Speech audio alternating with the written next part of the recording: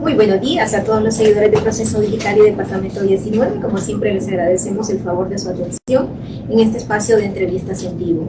Hoy tenemos el honor de estar con nosotros aquí nuevamente el doctor Julio Raudales, académico, economista y amigo de esta casa, Proceso Digital. Muchas gracias. Buen día, don Julio, ¿cómo está? Encantado de saludarles y contento de conversar con Proceso Digital. Don Julio, estamos pues, prácticamente al cierre ya del año 2024.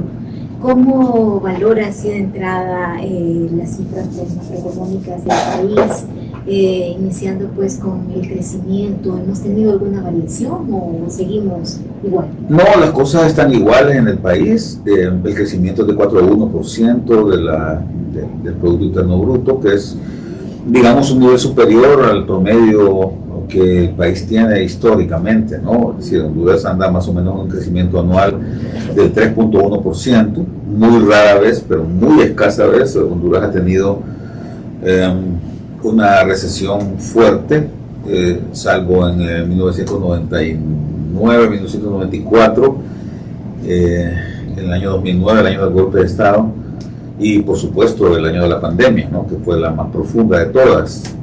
Pero de ahí en adelante el país ha andado en niveles de crecimiento relativamente estables, que oscilan entre nunca son menores al 2,5% ni mayores del 4%, ¿no? En esta ocasión estamos arriba del 4%. Eso no significa que estemos bien. Estamos, si lo comparamos con el resto de los países de Latinoamérica, manteniendo una persistente nivel de productividad bajo, tanto en el sector trabajo como en el sector capital, y eso es lo que mantiene o lo que explica que se mantenga un nivel de pobreza muy elevado en el país, más que en el resto de Latinoamérica, y una desigualdad profunda también que anda entre las más altas del subcontinente, ¿no? Que probablemente solamente Brasil y México están por encima de nosotros. ¿Y a qué tasa, doctor, deberíamos de estar creciendo y tenemos la posibilidad? Más allá de la tasa de crecimiento, que podría ser del 6 o 7%, de manera sistemática en por lo menos unos 10 años, para cambiar eso es necesario hacer algunos ajustes estructurales que nadie se ha atrevido a hacer en el país.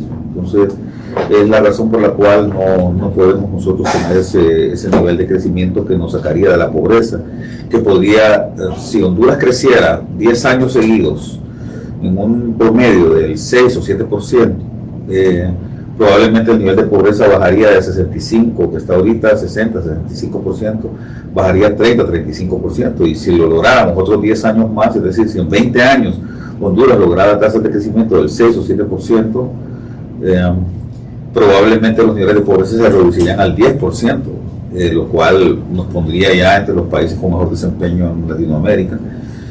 Y probablemente este crecimiento también genere un nivel de reducción de la desigualdad que podría andar oscilando entre un índice de Gini de 30 a 40, que es más o menos lo que tienen Uruguay, Costa Rica, bueno, Costa Rica no, pero Uruguay y Puerto Rico, por ejemplo, y otros países que mantienen niveles de igualdad en ingresos bastante aceptables, sin que esto quiera decir que no siga siendo un índice elevado.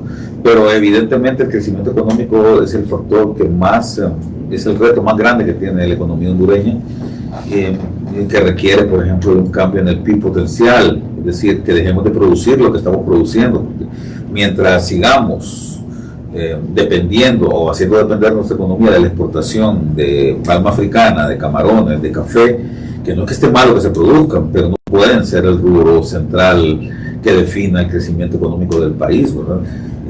Teniendo Honduras las posibilidades de generar un crecimiento con mayor valor agregado, producto de mejores servicios, de la venta al exterior, del potencial turístico, por ejemplo, que el país tiene, de algún otro potencial que tiene que ver más con la creatividad y la generación de ideas nuevas, que es la nueva economía política en el país, y no tanto de vender productos primarios, ¿no? Sí, la tecnología podría implementar Honduras. Es que Honduras no tiene acceso a la tecnología y no la tiene por puro descuido, ¿no? Es decir, no hay ningún interés en las autoridades ni de este ni de otros gobiernos de mejorar el acceso o la calidad de la educación. Somos un país que se debate en un nivel educativo de los más bajos del mundo. Harari y Mark Zuckerberg en una conversación que tuvieron expresaron eso de Honduras y de Bangladesh. Es un país extremadamente pobre del sudeste asiático, ¿no?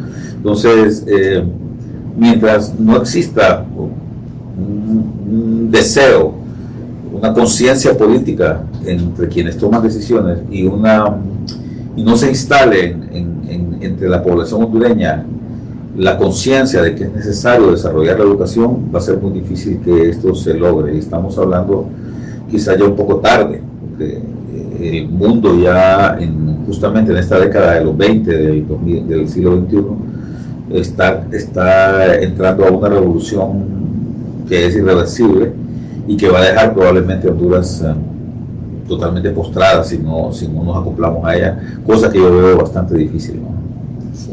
Doctor, ¿y cómo cerramos en cuanto a los índices de inflación? Por ejemplo, seguimos teniendo una canasta básica muy alta y la inversión extranjera, pues vemos que sigue sin influir mucho sobre la extranjera. Es que lo que sucede es que Honduras, la economía hondureña, tiene muchísimas distorsiones provocadas por la acción del Estado. El culpable de que Honduras tenga una economía tan distorsionada fundamentalmente es el Estado, porque las señales que envían las políticas públicas que se toman en Honduras no permiten que exista una asignación de recursos adecuada. Entonces nosotros hemos persistido en convertirnos en una economía dependiente de las importaciones, de los productos importados, hasta para bienes de consumo que podemos producir aquí. Eso todo por culpa de los incentivos que el Estado da. Entonces hay una cultura de consumo y de inversión en el país que tiene un sesgo muy fuerte para consumir bienes importados. Y la gente está contenta con eso.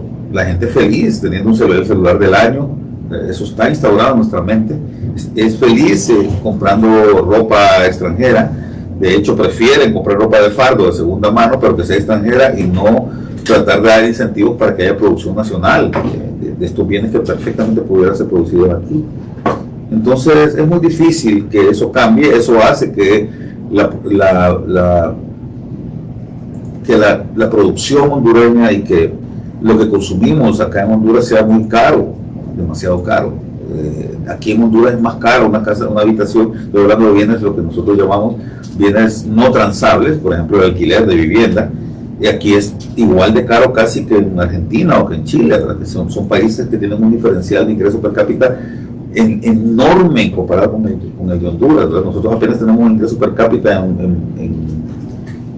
en paridad de poder de compra, tenemos un ingreso per cápita de aproximadamente $4,000, mientras que Chile lo tiene de $40,000, 10 veces más, ¿verdad? Argentina tiene 15 veces más ingresos per cápita que Honduras, y sin embargo los precios son los precios de la vivienda, los precios del alquiler, los precios de la canasta básica son los mismos que esos precios. ¿Cómo se explica usted que un país que apenas tiene $4,000 de ingreso per cápita quiera consumir lo mismo que compran países que tienen 10 veces más ingreso per cápita? Entonces eso es un disparate provocado por los malos incentivos que dan las políticas públicas en el país, y nadie está interesado en corregir eso, y nadie de los políticos, ahorita que estamos entrando en un nuevo político, está interesado en esto. Entonces, más allá de la inflación que está controlada y está muy bien, no es que tenemos un nivel de inflación bajo, somos el país después de Nicaragua que tiene la inflación más alta de Centroamérica, pero es una inflación manejable, digamos, del 5 o 6%, que es lo que históricamente hemos tenido. Tampoco estaríamos en condiciones de pedir más. Pero no se trata de la inflación, no se trata de cuánto crecen los precios, se trata de que los productos en sí son caros, y son los bienes no transables los que son caros. Porque un teléfono celular como este te cuesta lo mismo aquí que en Costa Rica o que en Panamá, cuesta lo mismo. Pero el alquiler, no puede ser que nosotros estemos pagando más alquiler acá en Honduras que en El Salvador o en Guatemala o en Nicaragua, si somos economías relativamente iguales y pequeñas. Entonces la gente me pregunta por qué Honduras es tan caro. Bueno, la razón, la explicación fundamental son las pésimas políticas públicas y los pésimos incentivos que dan estas para el consumidor. Sí, hablando de políticas, doctor, este año vimos cómo se subió la PPM, por ejemplo, cómo viene a afectar esto al ciudadano normal. Y aparte de eso, pues las reservas, pese a que estaban cayendo, pues parece que tienen una leve recuperación. Esas son políticas de corto plazo, que si bien es cierto ayudan, alivian en el corto plazo, no van a tener beneficios en términos del bienestar de la gente en el largo plazo. Hay que recordar que el largo plazo, es decir, cómo me veo yo de aquí a 10 años, es una construcción de las decisiones que yo tome actualmente en el corto plazo, ¿no? El nivel de reservas internacionales de Honduras sigue siendo adecuado. Tenemos reservas para aproximadamente 4.2, 4.5 meses de importaciones, que es lo que las buenas prácticas aconsejan, no tener un nivel de reservas internacionales inferior a 3.5 meses de importaciones. Honduras ha estado jugando con eso, porque empezó esta administración con reservas internacionales para 6 meses y ya tenemos en 4.2. Se han venido bajando, pero siguen a niveles tolerables. Esto lo que quiere decir simplemente es que los dólares que nosotros estamos generando por exportaciones, por atracción de inversión extranjera directa y por incluso financiamiento, además de las remesas familiares, que son la mayoría, o sea, nosotros necesitamos aproximadamente en este momento unos 20 mil millones de dólares para poder subsistir cada año, por el nivel de importaciones que hacemos. O sea, estamos importando más o menos 20 mil millones, 20 a 22 mil millones de dólares, y la suma de remesas, que son 9 mil millones, exportaciones, que son 11 mil millones, y inversión extranjera, que son 500 millones, y préstamos, que son otros 500, nos dejan un gap, es decir, nos ajustan para tener 21 mil millones de dólares para importar, pero nos faltan 1.000 más porque estamos importando 22 mil, y esos 1.000 más los pone el Banco Central de sus reservas. Por eso que el banco está perdiendo reservas internacionales. Entonces, mientras no mejoren las exportaciones y mientras no mejore la captación de inversión extranjera directa en el país, de manera tal que el banco no necesite poner reservas, vamos a seguir perdiendo reservas hasta que lleguemos a un nivel que sea intolerable, ¿no? Y entonces vamos a quedar más o menos como estuvimos en tiempos de Ascona, ¿no? Que nos quedamos prácticamente sin reservas y que había unas grandes colas en las gasolineras para comprar gasolina, ¿no? Y que solo te vendían 3 galones. Entonces, hay que evitar llegar a una situación como esa. Sí, y la devaluación de la lempira, doctor, ¿cómo lo ve? ¿Estamos dentro de los parámetros normales? No, estamos muy baja, la devaluación es muy baja, ¿verdad? Yo sé que a la gente no le gusta que yo diga esto, pero la verdad es que el lempira está apreciado, y eso fue la conclusión a la que llegó el Fondo Monetario Internacional con el gobierno cuando firmaron el acuerdo, y el compromiso era poner el lempira en el valor real que tiene, pero lo que sucede es cuando no se toman decisiones de ese tipo, y cuando el gobierno, o cuando el Banco Central, mejor dicho, artificialmente mantiene un nivel o un tipo de cambio que es irreal, le está dando incentivos a la gente para que compre más afuera. Eso es lo que la gente no entiende, que entre más barato me ponga el Banco Central artificialmente, le impide a mí, entonces yo prefiero comprarme celulares, televisores de plasma, ropa extranjera, y como mi ingreso es uno nada más, entonces yo compro esas cosas en desmedro de los bienes nacionales. Entonces dejo de comprar bienes nacionales, dejo de comprar verduras hechas aquí en el país, dejo de comprar ropa hecha aquí en el país, dejo de comprar servicios que me provee aquel país por comprar bienes extranjeros. Y entonces eso que hace desincentiva la producción nacional y al mismo tiempo hace más ancha esa diferencia entre exportaciones e importaciones. Y provoca una distorsión grande en el país que hace que se sigan perdiendo reservas. El banco no puede, mejor dicho, el país no puede pagarse ese dinero, esa fiesta de consumo extranjero que tenemos, y entonces le echamos todo al Banco Central, que tiene que poner sus reservas ahí. Y luego vienen las presiones para que la devaluación sea todavía mayor. Hay que, un caso de actualidad y muy concreto es de Argentina. Argentina comenzó con un valor del peso en el año 2002-2003 de 3 pesos por $1, y en 22 años tienen el peso a 1.000 pesos por $1. Eso en Honduras no lo hemos visto todavía. En Honduras estábamos en 19 a comienzos del siglo, en 19, y estamos en 25 ahorita. ¿Cuál es el problema? Si no somos capaces de producir. O sea, si nosotros fuéramos productores y vendiéramos chips y vendiéramos tecnología, seguro que lo que tendríamos sería más bien un superávit en la cuenta corriente. Pero no somos capaces de eso. Queremos vivir como que fuéramos ricos, con celulares de $1.000, con ropa importada, con Gucci y con carteras Hermes, las mujeres, ¿verdad? Y con zapatos Louis Vuitton, ¿no? Y produciendo frijoles nada más, ¿verdad? Y produciendo camarones. Mientras no cambiemos eso, esa lógica, y eso es muy cultural, el país no va a cambiar. Sí, doctor, y el presupuesto seguimos viendo una baja ejecución por un lado, no hay financiamiento para el mismo, no sé, algunos economistas dicen que no se ve ese aumento del presupuesto al final en los bienes para la población. Estamos también ya por finalizar el año y vemos que en el Congreso Nacional sigue estancado el nuevo proyecto para 2025. No, yo creo que esa es una percepción errónea. No es que el presupuesto tiene baja ejecución, lo que sucede es que el presupuesto es un plan que decide el gobierno de lo que se va a gastar. Pero imagínense qué curioso, el gobierno dice vamos a recaudar 145.000 millones de lempiras de impuestos y se quiere gastar 260.000 millones. Entonces hay 115 millones que no sabe dónde los va a tener. O sea, él asume que va a tener 145.000 millones por los impuestos, por el cobro de impuestos, más otros servicios con el que son 160.000 millones. Ya quedan 100.000 ahí que tiene que buscar de dónde los va a ejecutar, de dónde va a agarrar plata. Entonces dice, bueno, los chinos me van a dar tanto, el Fondo Monetario me va a dar tanto, el Banco Interamericano me va a dar tanto, el Banco Mundial me va a dar tanto, y con eso ajusto los 100.000 millones que me faltan.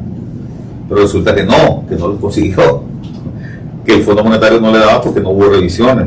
Entonces tuvieron que salir corriendo en octubre a Washington para que el fondo viniera y les diera las revisiones famosas, y por eso les dieron $200 millones ahorita, que equivalen más o menos a unos 5.000, 6.000 casi millones de dólares de lempiras. Aparte de eso, con ese arreglo que tuvieron a última hora, el fondo les da el aval para que puedan vender un bono soberano que no estaba en el plan, que no estaba en el presupuesto original, pero que no tenían el dinero, entonces tuvieron que ir a venderlo, más o menos por $700 millones, que un poquito son como 20.000 millones de lempiras, ¿no? Más, 23.000 millones de lempiras, ¿no? Entonces, y con eso están ajustando para pagar un montón de cuentas que no tienen. Entonces, no es que no habían ejecutado, es que no tenían plata para ejecutar. Entonces, si no hubiera sido por ese arreglo de última hora, tendríamos una gran crisis ahorita, porque no podría pagar ni los aguinaldos del gobierno. Entonces, no entendamos mal las cosas, ¿verdad? Cuando hay mala planificación, como en efecto la hay, entonces al final quedamos raspando, y no es que no hay mala ejecución, porque no es que el dinero estaba ahí, es que no había dinero para ejecutarlo. Una cosa es que yo diga voy a ejecutar tanto, y otra cosa es que tenga el dinero para hacerlo. Si no lo tengo, también le quedo debiendo a mis proveedores, ¿verdad? Que es exactamente lo que pasó. Los de la Chico, los de la Cámara de la Construcción, quejándose, llorando porque no podían pagarles a sus empleados porque el gobierno les dio 6.000 millones de lempiras. ¿Y de dónde iba a sacar el gobierno dinero? Pues tuvo que quitar prestado, ¿verdad? Los proveedores de energía lo mismo, tenían una deuda casi de 30.000 millones de lempiras, tuvieron que pagarla con ese dinero ajustando con ese dinero que vendieron del bono soberano, ¿no? Ese es un problema. Y bueno, a mí lo de que no se haya aprobado el presupuesto me tiene sin cuidado, porque al final no sirve de nada. Yo soy de los que piensa que mientras el presupuesto no obedezca a un plan de mediano plazo con indicadores clave que puedan mover indicadores, yo estoy hablando no de indicadores de progreso, sino de indicadores de resultados. ¿En cuánto vamos a reducir la desnutrición infantil, por ejemplo, con ese presupuesto? ¿En cuánto vamos a mejorar la calidad educativa con ese presupuesto? Eso no existe en el país. Y entonces me da lo mismo que haya un presupuesto.